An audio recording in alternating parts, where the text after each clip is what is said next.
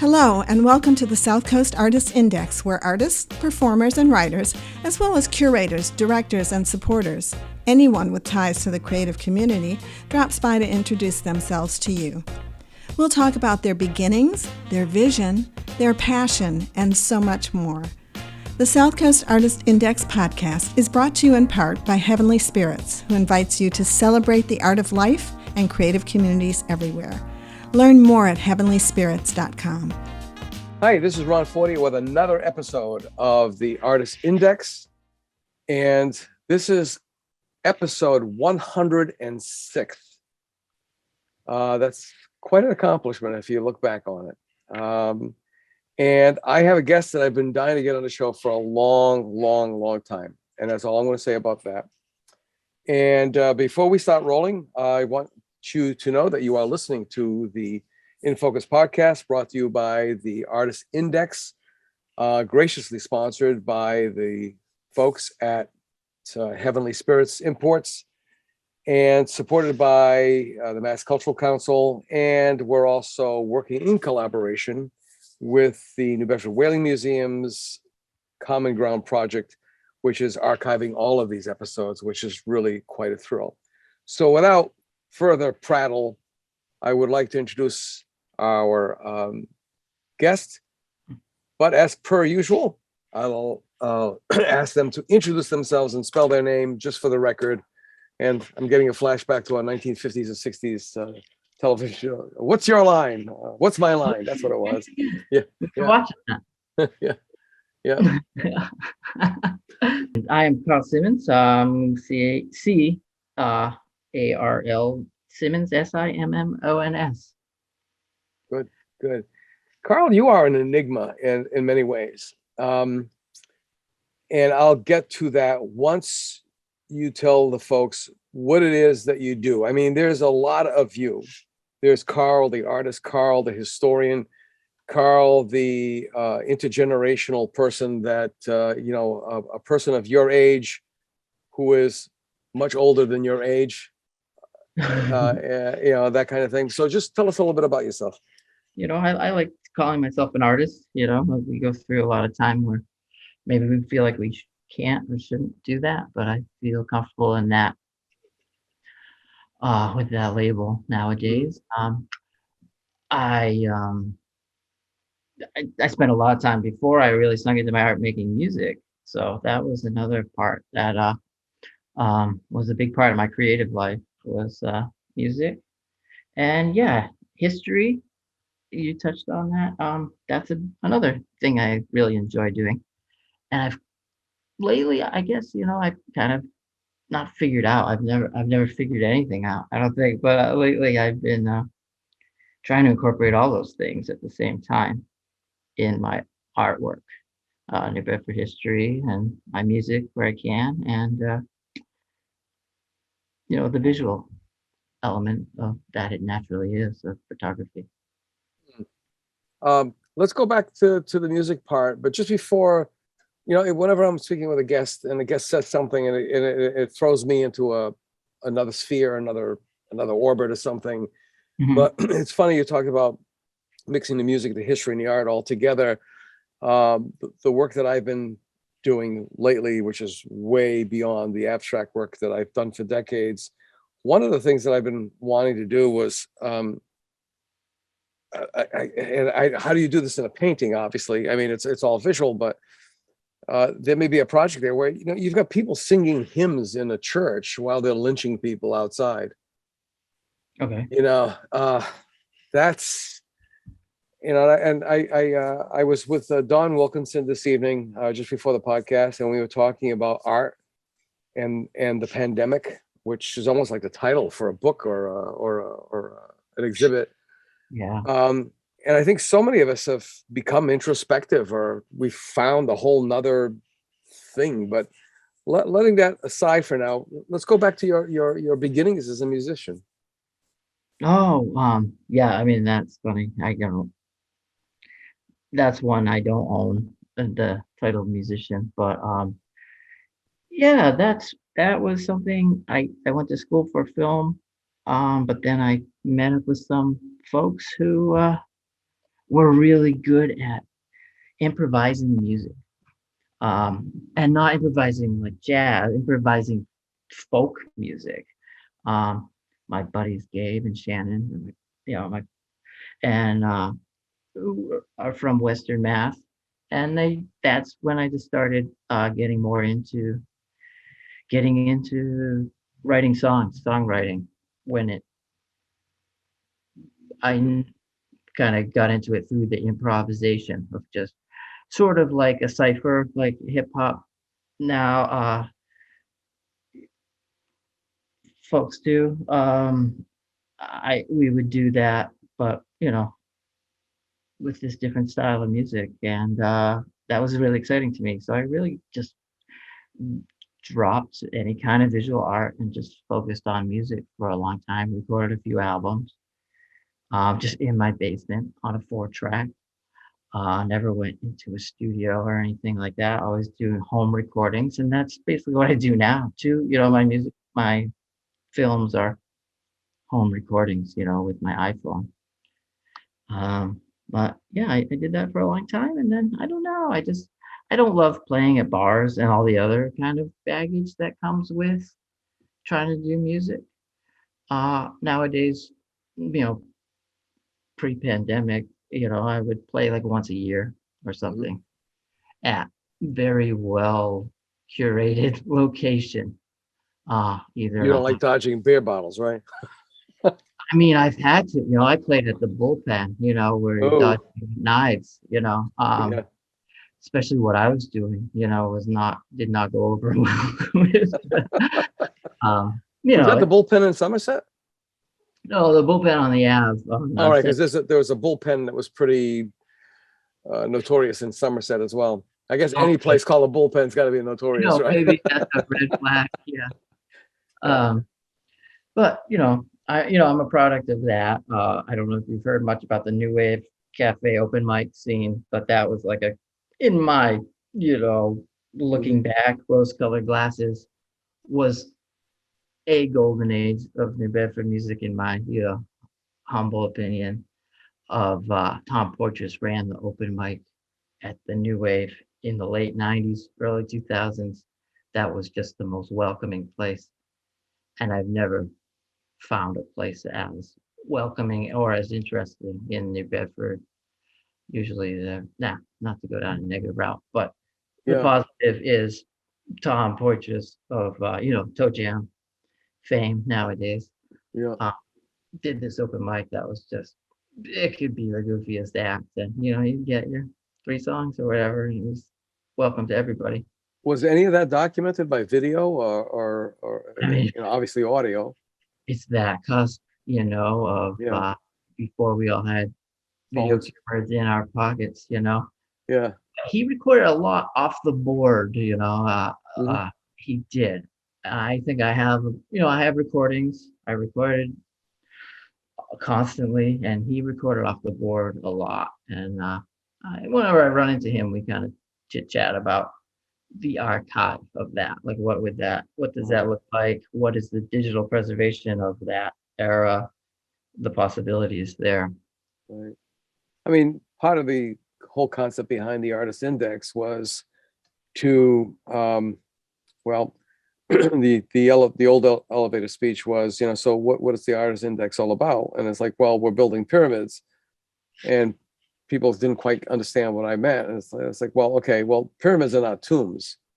Okay, they're vessels for memories, because that's what it's all about. The ancient Egyptians didn't feel that they were going to be able to get to Orion's belt, which was their ultimate goal. That was that whole other life, without memories. And they had to be surrounded by these memories. They had to be reminded by these memories.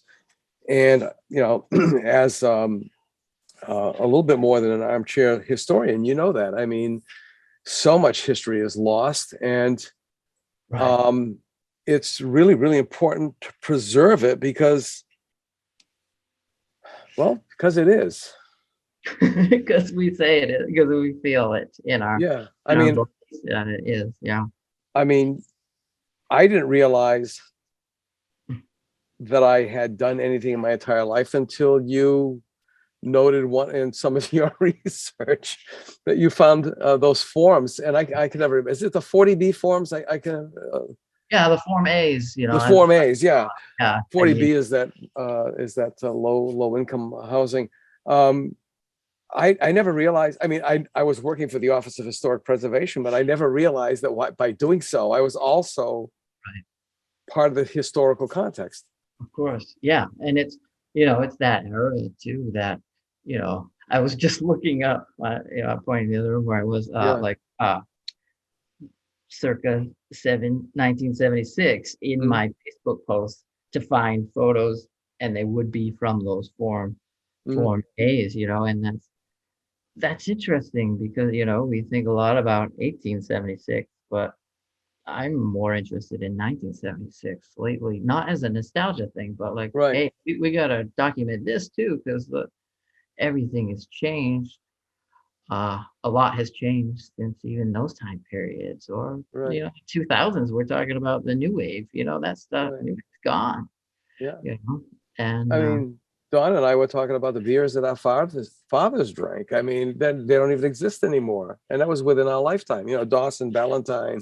As a kid in New York, I don't think I ever heard the jingle in English because it was Cerveza, Schaefer, you know, it was Schaefer beer, right? And sure. Knickerbocker, Rheingold, and all those beers, they're all gone. Yeah, that stuff is fascinating to me. The you know, hyper local is very inspiring to me in my artwork.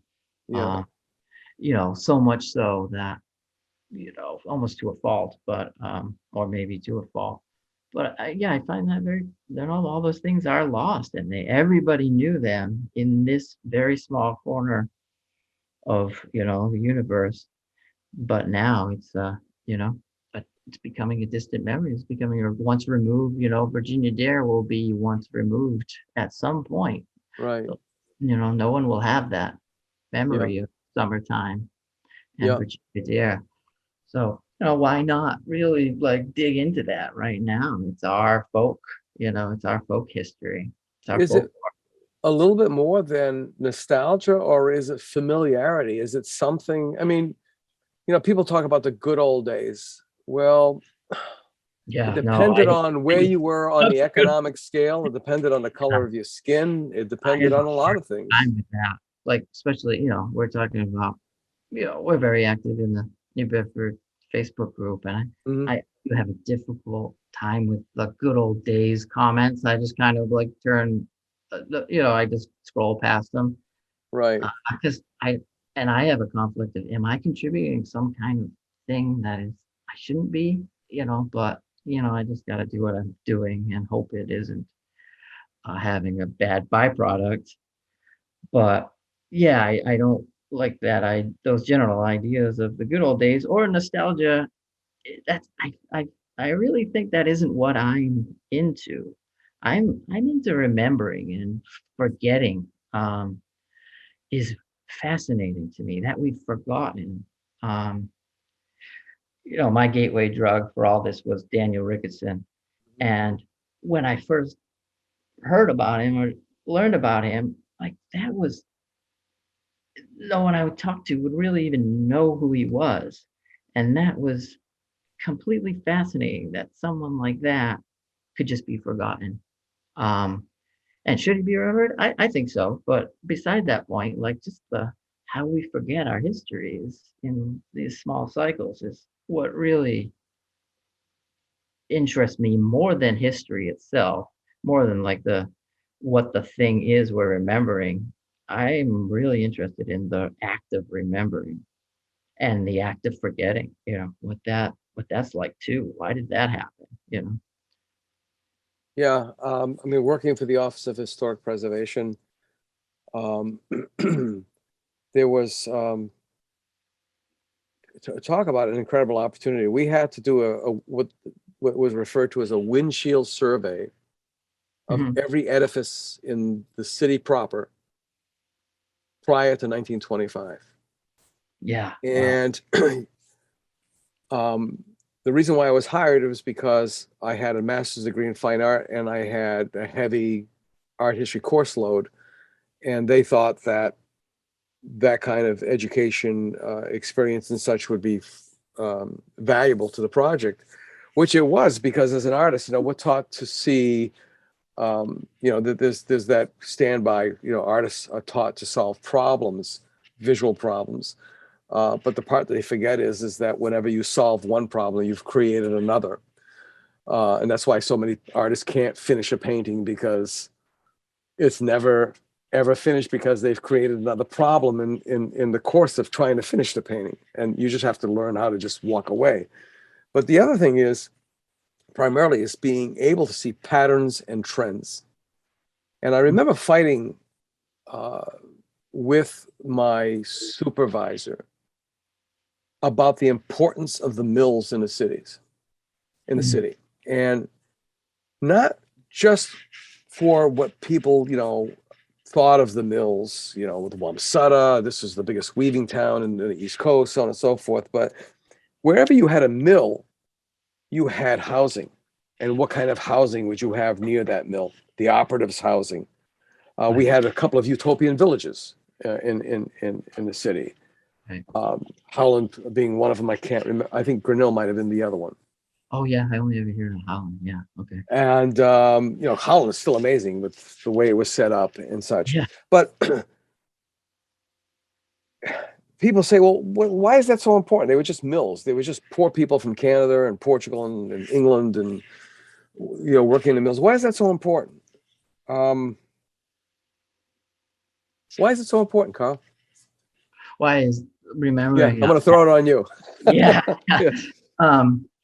Yeah, that's your question, but yeah, I mean, it is the actual people, that's what's important, not the rich people up on the hill.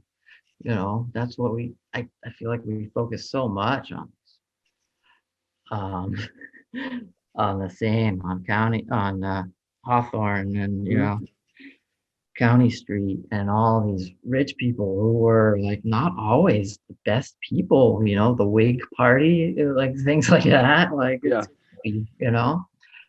But it's important to just document these, remember these people who are just actually the citizens of New Bedford, actually the people who, yeah, and they were the ones, obviously, that these fortunes were built on their backs, I was just thinking of a quote from the movie It's a Wonderful Life, when Jimmy Stewart, George Bailey, is sitting with in Mr. Potter's office, and I believe it might have been part of that scene where you're just a twisted, what the heck was it? A twisted old man or something. Right. But he said, there are people in this town who live and die, and in other words, it's about people, not status, not class, not ethnicity. It's people, nothing more than that. Sure. Now, how do you take all of this and roll it into your art? Now, would you be considered or label yourself? Because, we all need labels, because, well, if we had a bunch of canned vegetables on a shelf with no labels on them, we wouldn't have any idea what the hell we're buying. So I guess labels are important. So how would you label yourself? I guess, an artist, Just a plain old artist, not a performance artist, not a... Yeah, I think just an artist, because it's so all over the place, and Yeah. I don't think I'm particularly, I wouldn't call myself a photographer because there's so much I don't know about photography. I've never used an actual, since high school and the SLR or whatever, I haven't used like a really good camera. I just use what's available, and I don't know, maybe that's like a self-facing thing or whatever that but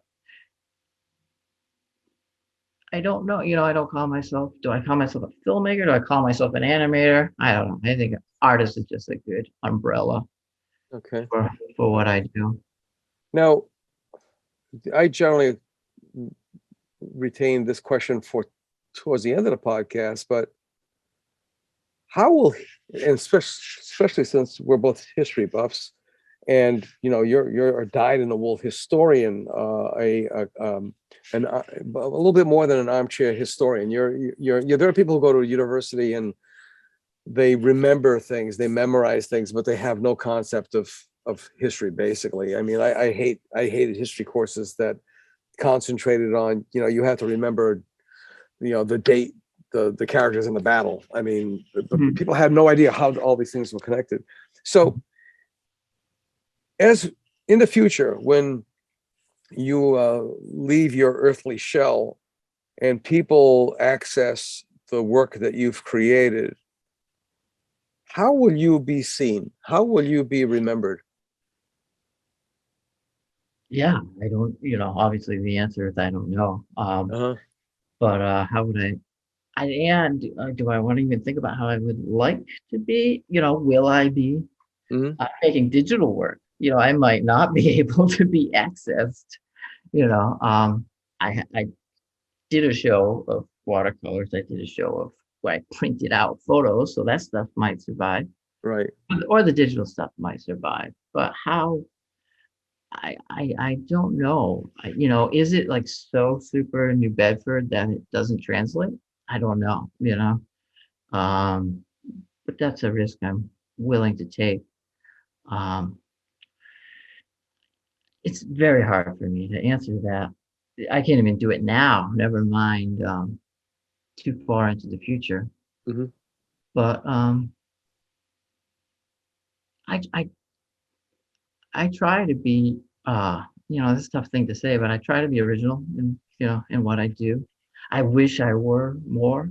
I wish I were I don't know, that'd be a funny sentence to say. I wish I was William Blake, but I think you know what I mean, Yeah. or like visionary, like Right.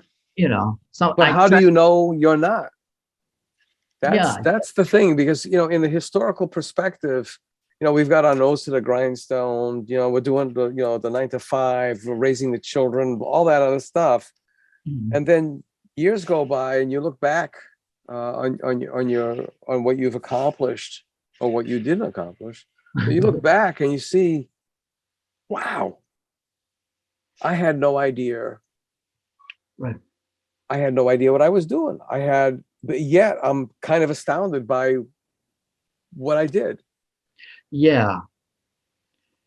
And right now with the pandemic, I'm going through a pretty rough year, like a lot of us. And I'm not I can get inspired, I can get ideas, but it's really hard for me to ride it too far, to completion. Whereas before, you know, if one thing that could be said about me, I was prolific. I was cranking out work, and but now in hindsight, when I'm scared that I'm not making work, I also can look back and think about putting together a website or whatever, or posting stuff on my Vimeo and say like, this is good work I'm proud of. I have a lot of work I'm proud of that I've made relatively recently, in the aesthetic I'm still in, and am still happy with. So yeah, I'm grateful for that, to have that. I do have a lot of work, and the more I have, there's a lot of stuff I don't love, but there are some good pieces in What there. do you think people, artists, non-artists, in the future who come across, access your work, Yeah. what kind of vibe or concept or headspace do you think that they'll get from viewing your work? For example, especially around Christmas time, Rudolph the Red-Nosed Reindeer by Gene Autry. I'm in the back seat of my dad's '59 Chevy Impala. We're on Bliss Corner where my stepmother's father worked. Yeah. And I can see the glow of the Christmas lights, the big old bulb type things. it's the weirdest sensation. I mean, to be transported back into time. I can smell the pine, of the tree in the trunk and all those things. I mean, art can nail a moment in time. It can create a space in your head that is almost like a complete menu. I mean, what do you think your work will do for people, not to them, but for them, or maybe even to them? How are those two things connect? I'm with you. I'm Yeah, following you. This yeah, memory of this corner, yeah. and then you're wondering how Well, I for would. example, if I was to do a piece specifically about that memory of Bliss Corner during Christmas Okay. time and hearing Yep. Gene Autry on the car radio, Yep. it's this weird cocoon, it's this bubble, it's this space, it's this thing. And, you can look at performance art, film, you can listen to music, and it's like you get sucked back through time into this other warm and fuzzy, sometimes gooey environment. In our family, for example, the memories of the farm in Canada are so profound that we all can just close our eyes and walk through that farmhouse and tell you exactly how to get up the stairs, what you see when you broke through to the second floor, what bedroom was here, what bedroom was there, as you turned around. You're in that space, Right. and good art, I really think, does that. And I've seen some of your pieces. And you feel like there is a connection to those Yeah, types of memories and things. Yeah. yeah, Oh, thank you. I think, thank you. Yeah. you're welcome.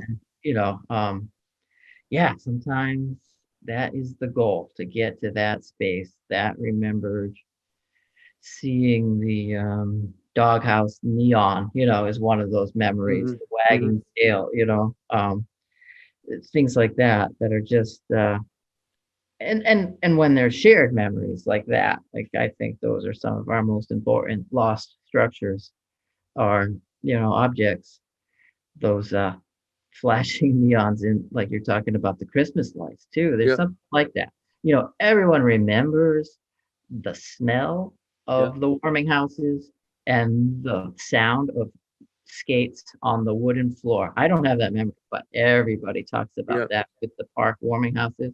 yeah. Everybody talks about sunbeam, the smell of the sunbeam bread, Right. and the smell of the peanuts, you know, and that's one thing that I just haven't tapped in my art yet. I do have daydreams of like figuring out a way to bring the smell of bread back to the Coffin Ave like neighborhood, and like, you know, that wafting through the air, or Oh, it was torture. uh, It was have torture walking from Colette Street to Earl Street to Immaculate Conception, along North Front Street.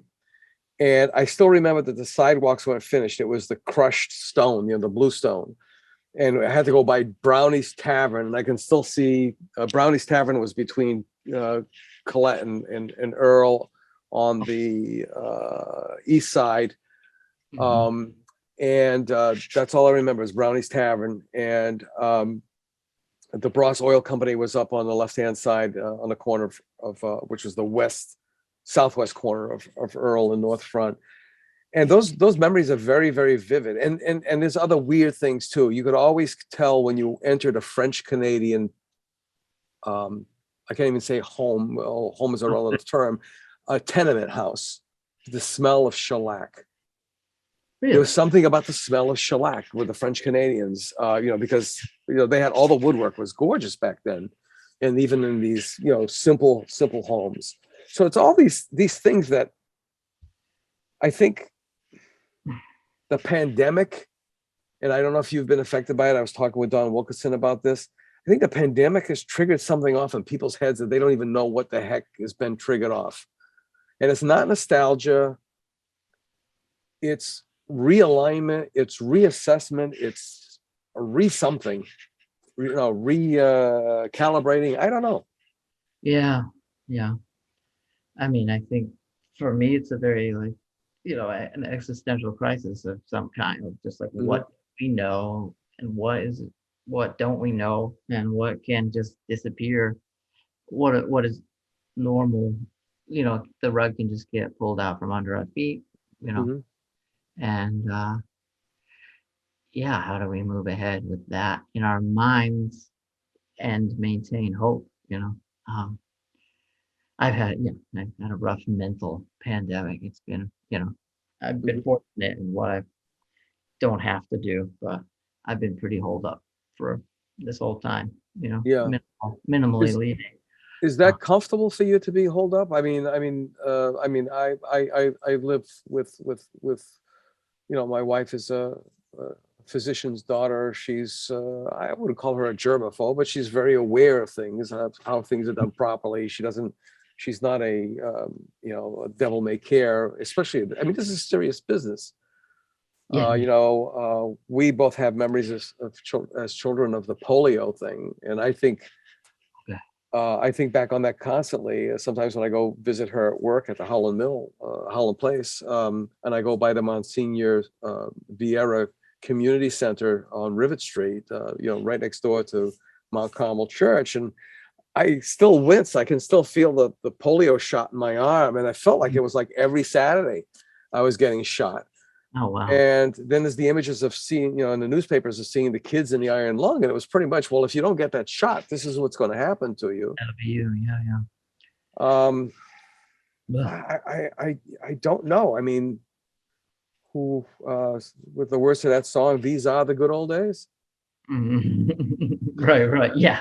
Those are definitely the days Yeah. everyone's talking about are like, oh, what about polio? Is usually the one of the Yeah. examples.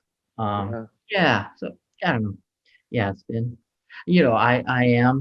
I think it's safe to call myself a germaphobe before the punch Mhm. joke. My personal version of the joke was I started to go to therapy for mm, like my worries about triple E, you know, uh, Yeah. back when that ruined my summer when that was spiking, Right. I said, all right, I'm gonna go get this, talk about this. And then, and I had to go to the doctor because my hands were so dry from using hand sanitizer from the previous flu season. Hmm. And then the pandemic hit, and it was kind of, I count my blessings for sure. But for me, yeah, I was already a germaphobe. So this has Yeah. I been mean, a you tough go. have to do due diligence. I mean, y- the devil may care attitude. For some people, it seems like it works for a while, and then somewhere somehow before you know it, bang, Yeah. they're taken out of the picture.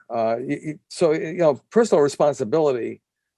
Um, uh, you know, germophobia. I mean, there is an amount of obviously personal responsibility, but as an artist, Yeah. um, I know that you know the correlations and the parallels between the Spanish influenza and this current pandemic. I mean, there were crazy people back then who thought it was a political ploy, Right. who, and it was all along the same lines of thought. I mean, so Yeah. And history does repeat itself, and yeah, people forget, we see it all the time, we see it on our page, just the amount of errors of like just the right. human memory is not so great, Yeah, especially remove you're remembering someone else's memory or something you heard from somebody else.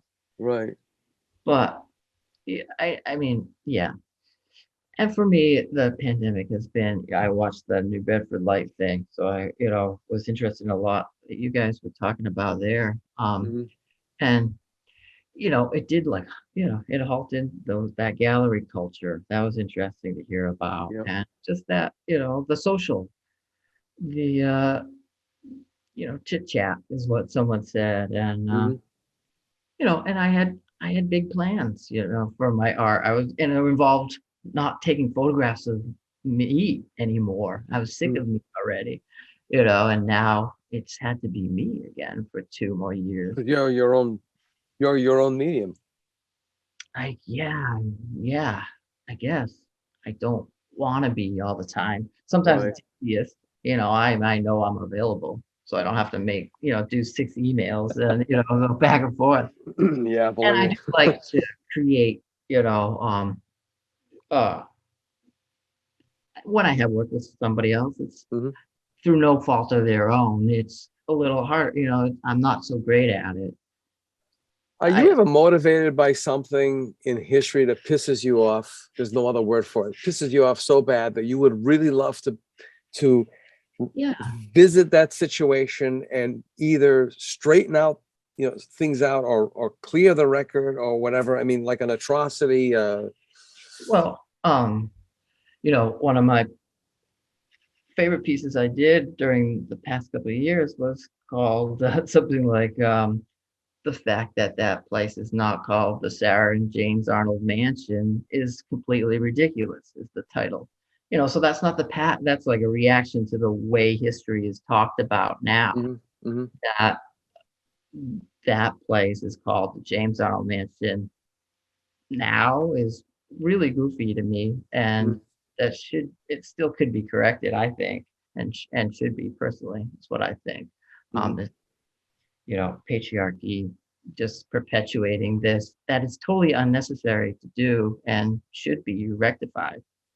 So that inspired me to make like this, really get into the Arnolds, and even just the questions of the Arnolds, like, you know, uh, not everybody is an abolitionist in New Bedford, just because they're from New Bedford is not, you can't take for granted that they were all like holding Oh hands, yeah. helping the cause. Oh Which yeah. makes the abolitionists even more worth celebrating because they were really taking a hit. Some of Well, let's them. let's talk about that. There was a line. If and again, it's. I mean, my daughter's going to be 44, so Mhm, it's been 44 years since I worked on that project, because she was born in the middle of that project. mhm, Working for the Office of Historic Preservation and the Historic Building Survey. That was the official title of the project. And the the the idea was that Union Street was a demarcator. First of all, it was called King Street, and then after the Revolution, it was called Union Street because a lot of cities and towns changed anything that had to do with Britain and the monarchy. They neutralized it or made it part of the democracy. But anyway, to the south of Union Street were the Quakers, and to the north of Union Street were the Congregationalists. I mean, it's kind of bizarre. That's like having in our current times, it's like having all the Democrats on the south side of Union Street and all the Republicans on the north side of Union Street. But I'm gonna correct you here Yeah. for a second Okay. though, because it's not really Union Street, it's the Kempton line. It Is was was it was the Kempton line, not Union Street. Okay. not Union Street, it's the Kempton line, which changed at some point. It used to, speaking of Arnold, Right. the Arnold oak that was in the front lawn of the Arnold, you know Right. how the Arnold has like a little jot out? Yeah. Yes, it does. Yeah. Yeah. At that jut out was the Arnold Oak, and the original Kempton line went to the water east from All right. there. So what street did the Kempton line follow? It didn't follow a street. It didn't follow a street. It's like the back lot of like Spring Street, south of Spring Street. Okay. But then the Kempton line became, um, what was, across from, Hathaway's Theater. Now it's the Right. abandoned drive-in bank teller thing. Right. Right. Right. There's a curb there now that is the lot, that parking lot's curb. That's that's kind of the Kempton line. Like Mhm. I'm nerding out a little bit, Right. but I've that's like physical existent version of the Kempton line. Right. That still exists now, and you can see it on maps on property lines. The Right. Kempton Right. line Right. is traceable. Right. Uh, but yeah, north of that line, I think, is what they're talking about with, Mhm. and it's that everybody north of it worked for Mhm. everybody south of it, right? Right. So, Right. yeah, that was, and how true that is, that's Yeah. debatable. That interests me too. Like how much of these things are like sound bites that we pass along, and how much can we really like find out? Is that really true? You know? Right. I mean, and then again, too, even though the memory may be correct, the source of the information may have been erroneous, or it may have been a romanticized version of it or something. But Right, right. I don't remember his first name, but Mr. Perrington was one of the curators of the Whaling Museum. And he was regarded as a cantankerous old Yankee who didn't like anybody, and it was very difficult to get along with. Well, for some reason, I've always had this knack of dealing with people like him. And I made an appointment to see him, and he tried to scare the crap out of me as much as he could, but I wouldn't budge. And I think he took heart to that. And he basically looked at me and said, okay, I know you're here because you want something, because that's the only reason why you'd be going through this. So I'm going to tell you, I'm an old horse trader. I'll give you whatever you want if you give me what I want. And I said, what is it that you want? He said, I want any and all information that you come across on the Duffs.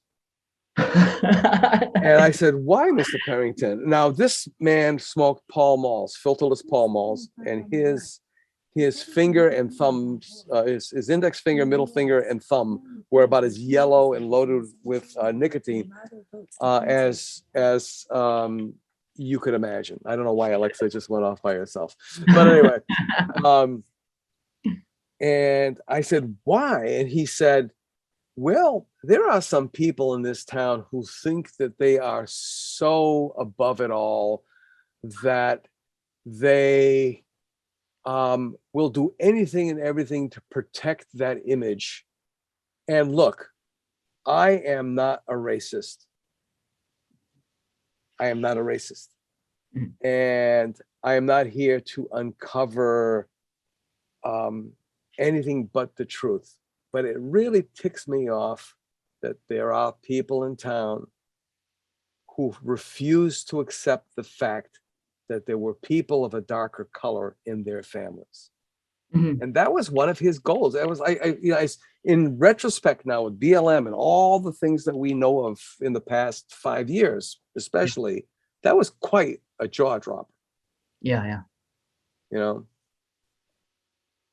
Yeah, he thought that it was about time that people recognized. Right.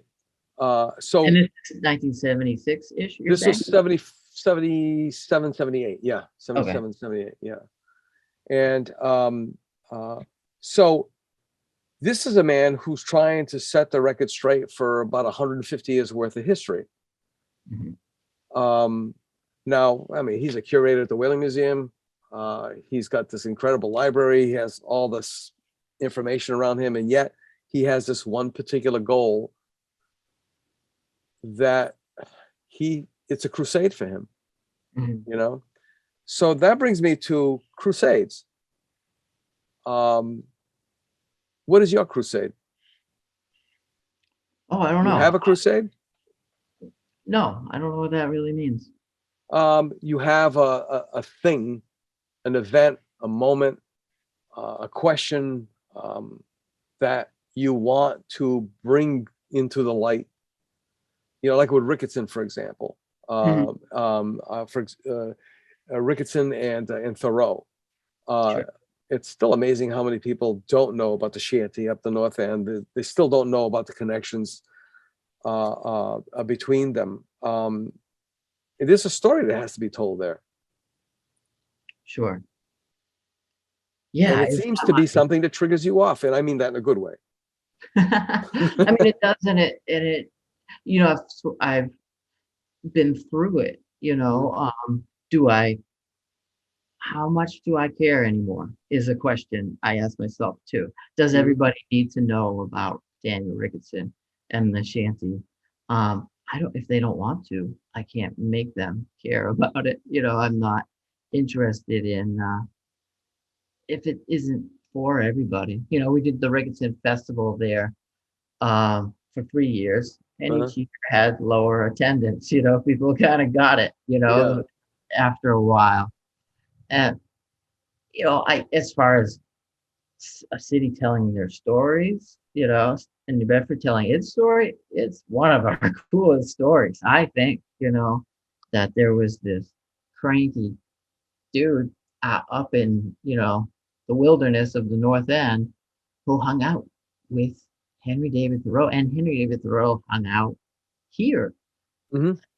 Uh, it's just interesting, if you gotta at first think this stuff's interesting. I gotta make that jump that, this type of history is interesting.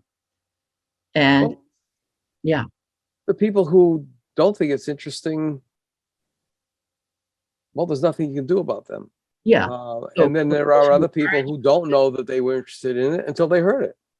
and for those who are like, yeah, I'm, I, s- I almost said I studied on, I don't know if you know Bob Maker, but he's sort of, if anyone is my teacher, he's one of them. There's a Hmm. handful.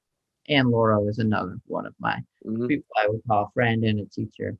Um, but he's taught me not to make these assumptions and these soundbite versions of, like the shanty society. I don't know where that phrase comes from, but we all hear it when we hear about Ricketson. And there was just, I'm very interested in, if we're going to talk about this story, I'd love to talk about it in as much nauseating detail as humanly possible. It's like, I guess, my crusade Yeah. to really know it, and like really know what we can. And, I did an archaeological dig at the shanty site, and, we're really looking for a piece of the true shanty, and we found, pieces of wood and the physical form. And, for years, that was my finding the shanty itself was you know, it was an obsession. I don't know. That word has such a negative connotation, but Yeah, it does. It sounds like you're creepy. yeah. And I certainly was creepy about it in a Right. way, crawling under buildings at the city yard Right. is creepy to some people, but for me, it was a blast. Yeah. And that's what this whole history thing for me has been ways to have fun, ways to get into excuses to meet new people. That's the biggest part. And Right. Laurel, Bob Maker, I wouldn't know these people if I didn't Right. get into Ricketson. Right. I wouldn't have known Paul Sear as Oh, God rest his soul. an Yeah. opportunity to, and Janice Hodgson was, Yeah. she was more my era of the library when Right. Janice was the interim Right. of the third floor, Yeah. was when I And was and like, Joni was there too. Joni, um, like Joni Barney. oh Uh, yeah. yeah. Yeah. So Janice and yeah. Yeah. I don't want to call that the Wild West, but Yeah. I call it the Wild West in my head when it was just like, I want to look at the New Bedford scrapbooks today. Okay, let me go get them. Yeah. And now things are much more organized, and thank goodness for some ways, things Hmm. they know what they have now. There's an archivist, there are people doing that. But back then it was, you could get more access to things on a moment's notice, which was nice. And that I mean, you could go through the James J. Audubon prints. You just open the drawers and pull out the prints by yourself. Where the reference room is, where you have to step up a couple of steps. It was on the left-hand side. It was Right. crazy, I mean, you could, the yeah. access. I think one day I showed up and wanted to look at that William Bradford book, like a Yeah. beautiful, there's one of these in the universe, and Yeah. they said, okay, give me 20 minutes to get it out, Yeah. and Yeah. we're looking through it. And that Well, really fueled my passion, just having that quick access with I my, mean, as an artist and a sometime historian, you've become an inspiration for me because my work now is historically based. Mhm. And who says that that history can't be art? And we're not talking about the grand Washington crossing the Delaware, Right. all those great epic myths, basically. Mhm. We're talking about things in this area that still boggle my mind because Kevin Bacon's, what is it, six Right. separation, 6 steps of separation or whatever. Yeah. Um, New Bedford is kind of like that. It is amazing how many parts of the world New Bedford touched. Okay. Yeah. And it's also unfortunately sad that for probably, I don't know, maybe it started right after World War II, but this is the city that lit the world. And I always used to say, and somebody put a bushel over it until the last couple of years.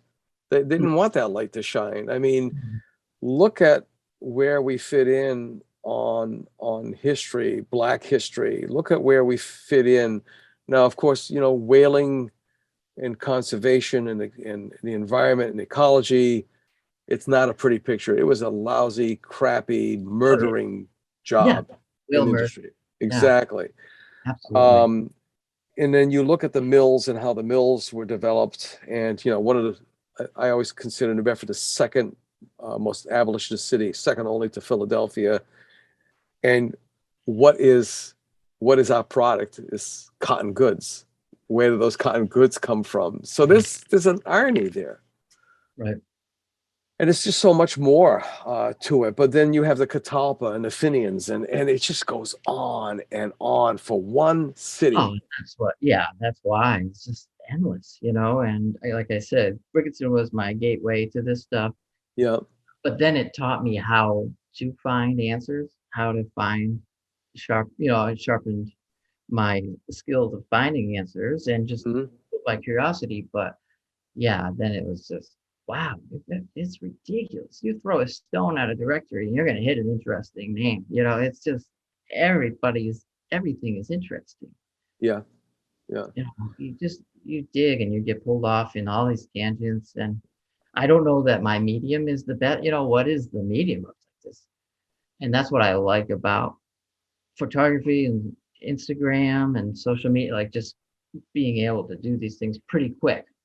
I set out to make a documentary about Ricketson, like a normal person, a 90-minute documentary. And it turned into a lifetime. It turned into the Ricketson Festival. It turned into an archaeological dig. It turned into,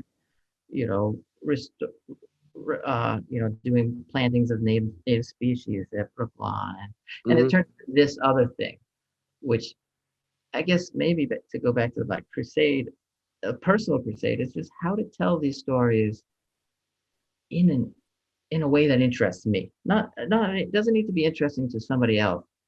And there's, I am avant-garde, I guess. I am experimental, and I don't want to just do, I've done, you dress up in something that passes for the clothing of the time period, and that doesn't interest me.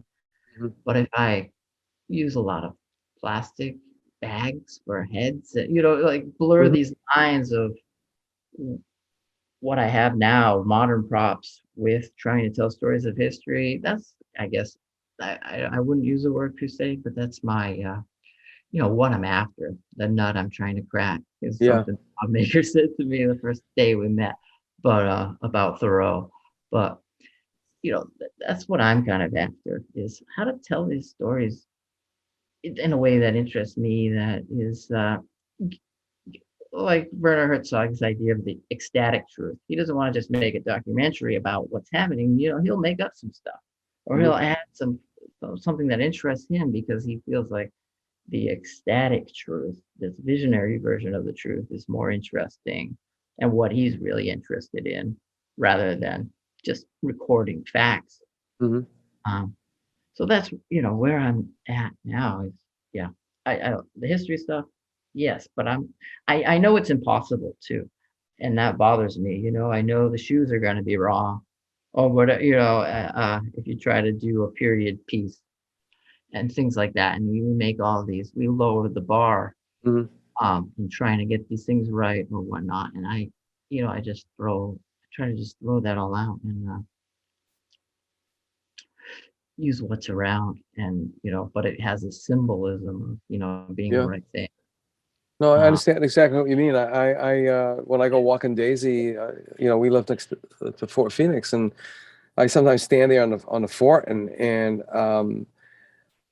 I just imagine what the scene must have looked like with the Nimrod, the HMS Nimrod, off, within cannon shot, coming up, and those they have those troop transports, which are basically shallops, the low draft. They're like big plywood skiffs Yeah. piled on top of each other, almost like fishing style, and they're just loading it with 20 guys, 20 soldiers in there, and then coming across the water, and then of course their red uniforms and such. And then I look and I see the Rodman guns, and it's like, well, I'm not a historical painter, and really I don't care. It's not that I don't care.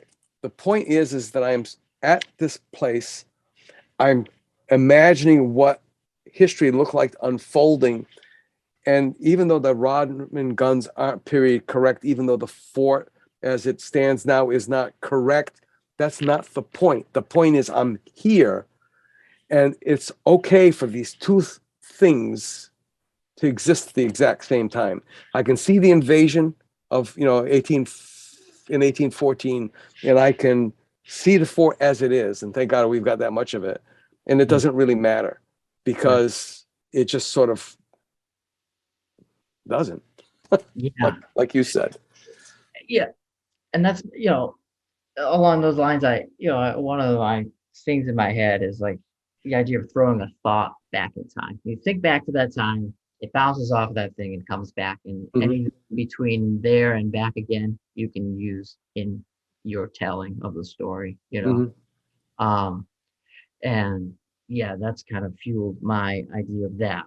We're not going to get this right, and we'll never get it. That was what always bothered me about historical reenactments or pretending I was Ricketson, which I did on a cemetery tour. Like, I don't know, and I don't want to fake it, and I'm not an actor.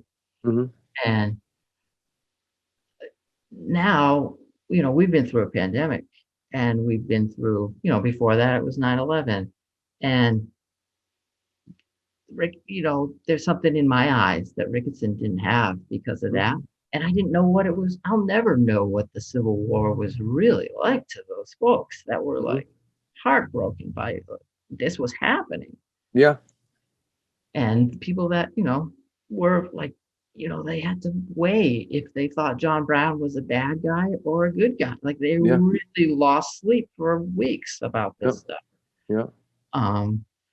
And, so I'm not going to put on a fake, coat that's too big, two sizes too big for me and pretend to be Daniel Ricketson. I'll put a plastic salt marsh bag over my head or something and just say, you get it. It's New Bedford. Suspension of disbelief. Yeah. No. You're absolutely correct, because, I'm thinking of Ken Burns, who did so much with so little. I mean, now there's a camera move called the Ken Burns move, which is basically, if you've got still photography, how do you make it move? Easy. You move the camera, and I think there was that one poignant moment, that universal moment, Dear Beulah. And, with that violin track, I think it was a waltz soundtrack. Yeah. They said America was weeping when, at that moment, that's art. That's no longer a documentary. That's pure art. Right. And sometimes, when art becomes too, when you're dealing with factual reality, unfortunately, it becomes illustration. And there's a big difference between an illustration and a painting. There's a big difference between film and documentary.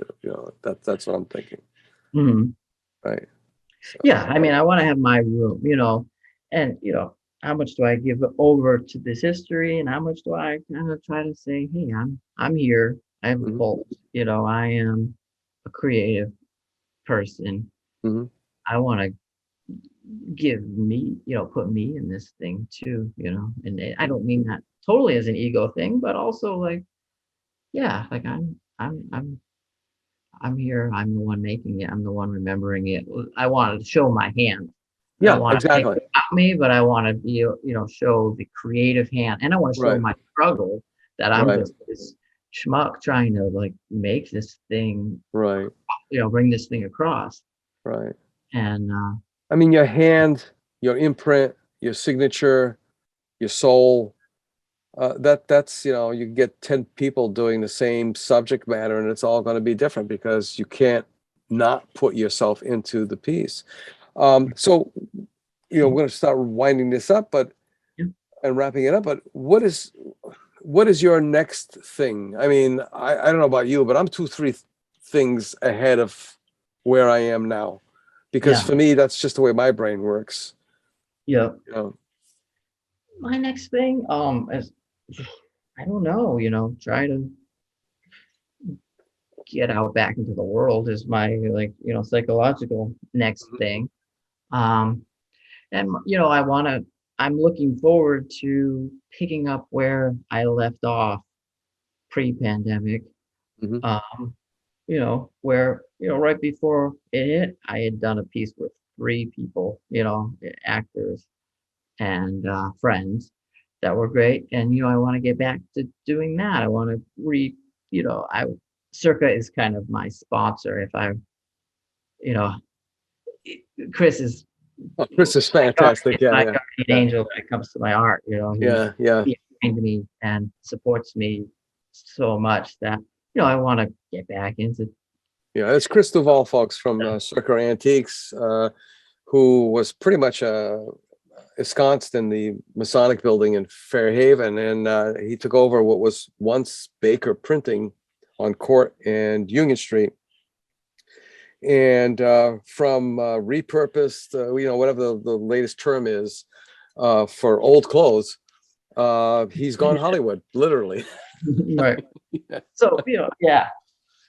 Yeah, that place is, it's unfathomable that, not to downplay New Bedford, but Right. this place exists in New Bedford. We have Yeah. Chris, we have Ira's bookstore, we have these phenomenal places. And, and I want to get back to that. And then, right, also before the pandemic, I had gone to the Baptist to maybe shoot in there and Mhm. things like that. Like, I want to feel safe and feel good going into places that aren't my living room to make my pieces, Yeah, yeah, you yeah. know. I mean, we are history. These are the good old days a couple of years up the line. So I think what it really comes down to is, before the internet. Now, my sister-in-law is the first Black woman to be admitted into the Daughters of the American Revolution because she traced her family history, found a patriot, and that was her key to unlock, and regardless of her color, she could get in. She had to get in. She had to be allowed. But she did it the hard way, Mhm. in a way, Yeah. because there was no ancestry.com. You had to go through registries of deeds. You had to go through birth records. You had to go through microfilm and all that other stuff. But you know what, I think those days were much more documented with the technology they had, which is primarily print. Mhm. Printed like newspapers and such, like they had the legal ads and so on and so forth. And then all of the records, birth, death, marriage records, were kept meticulously. And I found that it's much easier to find people 200 years up the line than it is to find a contemporary from 50 years ago. Oh yeah, yeah. Yeah, I mean, that's something I've said as like for all this time I've been into this, is we know more about the 19th century than we do about the 20th century, which is Yeah. just a soundbite. But yeah, we don't think about remembering it. We don't think about where's the picture of the doghouse neon sign. Like, I we don't have one. That is amazing. Somebody has to have one. Yeah, exactly. It's got to Somebody. be in somebody's photo album. It's got to be in a shoebox in the attic somewhere. And yeah, and it's not even in the app yet. It's still in the entertainment. It's buried on a videotape that someone took of their Yeah. skateboarding down the street or something. My stepfather's fishing boats. I can name, I believe I've got pretty much all of them memorized. Wooden trawlers, Eastern rig wooden trawlers. It's amazing how few photographs, although there's a new Facebook group called Wooden Trawlers, I think it's called. Yeah. wooden hull trawlers or something like that. And basically the coordinator, the author of that group site, I asked them about, gave him the list, and he's like, no. I just put the photographs up. You've got to dig through all of the postings. Yeah, exactly. yeah, But again, there's an industry that, this was the industry that, we talk about whaling, we talk about textiles, fishing, and I guess the apparel business were kind of like side by side, because they were run by foreign people, by immigrants primarily, and immigrants who made out quite well in those businesses. But even the names of all these mills, the places that my mother was a floor lady. She worked making samples for some of the finest design houses in New York before she returned back to the city. Who knows about D&J Frocks? Who knows about Eastern Sportswear? Who knows about where is this information? yeah. I mean, it will come with the wave of when all of our newspapers get digitized. I think will be an information wave that we are far. That I think to me is the most important preservation act we could make, is to Right. digitize our New Bedford newspapers, and especially the 20th century stuff, because Fairhaven Star, that's my go-to, the Fairhaven Star. Yeah. Hope they'll talk about something in New Bedford, Well, it's what's really, you're talking about newspapers and such, and it flashed on advertising. Some of the newspapers, when you go through the microfilm from the 70s and 80s, I'm seeing my ads go by, the ads that I created for clients, which is kind of bizarre. Yeah. And then that brings me to Chris got me in contact with Heidi Lewis, whose mom, Vivian Lewis, was a graphic artist. She worked for about 10 years for Jordan Marsh. And then she was the art director for the Bradley's department stores, which were more well-known towards Fall River, west of us, rather than in this area. I don't think there were any Bradleys in this area.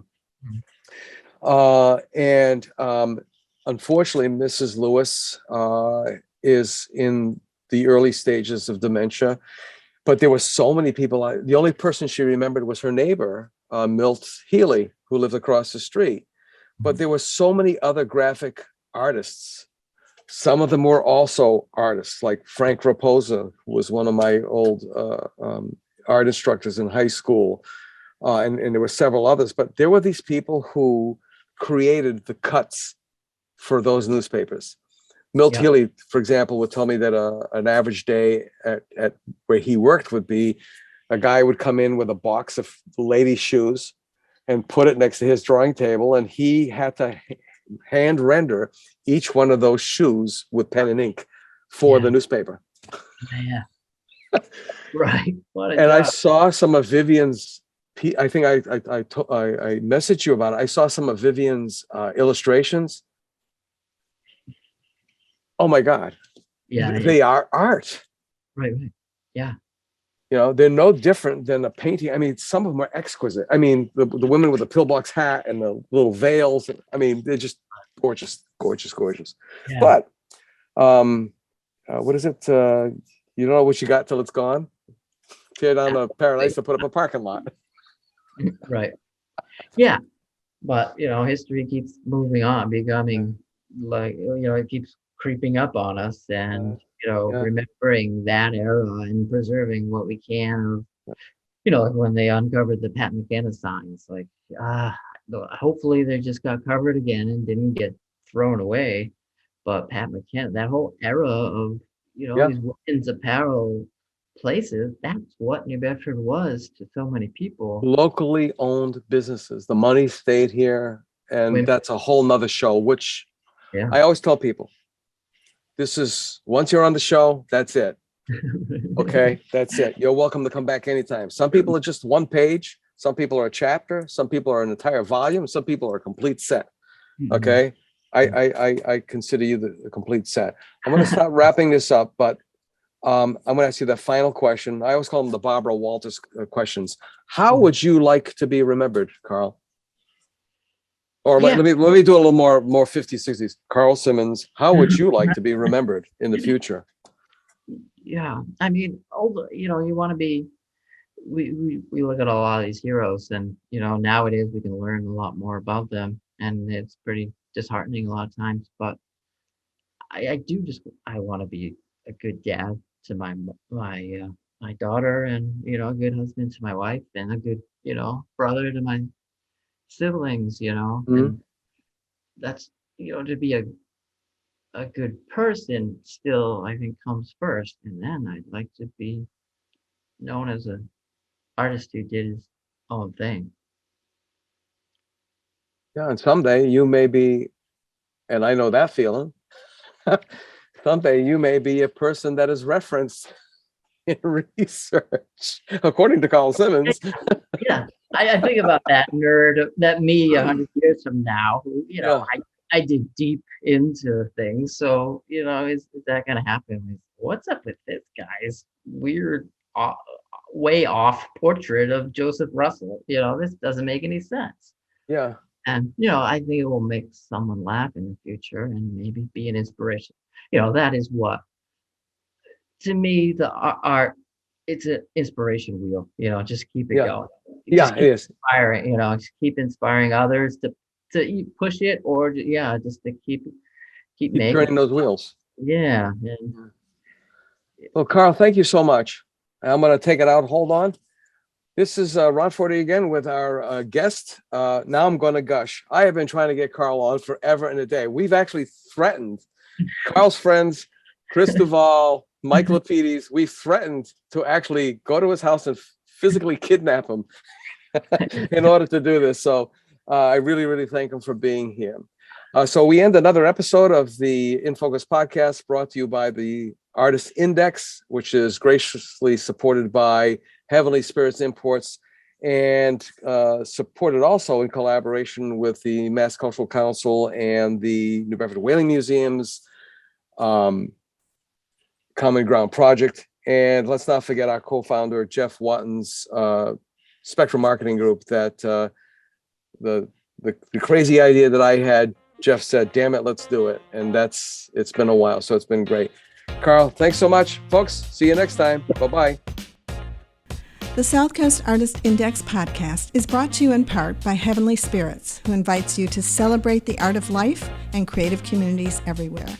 Learn more at heavenlyspirits.com. To learn more about the Southcoast Artist Index, visit theartistindex.com. Find us on Facebook, Instagram, and YouTube. Be the artist you believe you are, and let's take care of each other out there.